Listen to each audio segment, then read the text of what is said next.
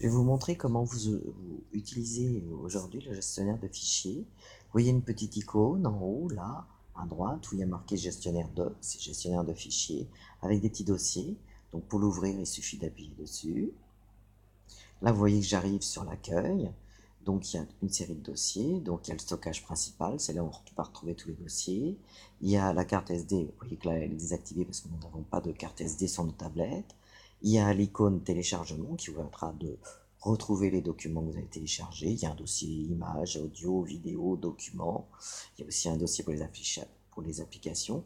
Et il y a aussi un dossier nouveau fichier pour les fichiers qui sont récents. Voilà.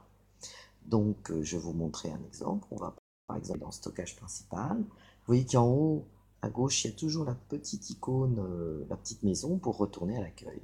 Donc, je vais par exemple aller dans le fichier, dans le dossier Ducto. Voilà, j'appuie. Et puis, par exemple, ben, je vais pouvoir, vous voyez, donc le document, j'appuie faire un appui long. À partir de ce moment-là, je vais pouvoir le copier, je vais pouvoir le déplacer, c'est-à-dire ça s'appelle couper, donc pour le mettre à un autre endroit, je vais pouvoir le renommer, lui changer le nom ou même le supprimer. Et puis il y a le petit bouton plus qui vous permet d'accéder finalement aux propriétés. Alors on va commencer par un truc tout simple, renommer.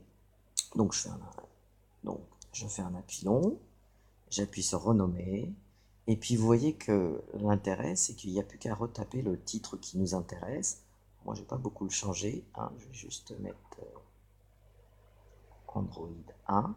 Et ce qui est intéressant, c'est que ça a laissé l'extension du fichier à l'extérieur.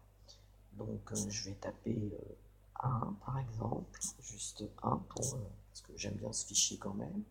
Puis il n'y a plus qu'à appuyer sur OK. Voilà. Je peux aussi supprimer un document. Alors là, je fais encore un appui long. J'appuie sur supprimer. Et vous voyez que là, il me propose bien entendu de confirmer.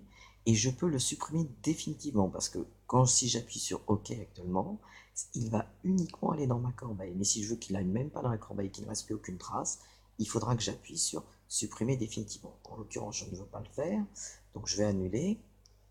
Voilà. Et j'aurais pu faire OK.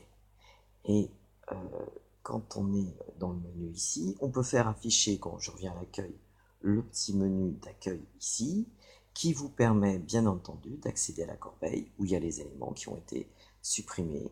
Alors là, ma corbeille est vide, mais j'aurais pu accéder à la corbeille. Alors je vais supprimer.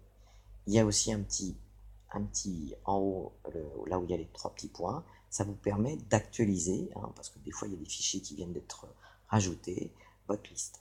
Donc voilà pour le fonctionnement de cet outil qui est très simple.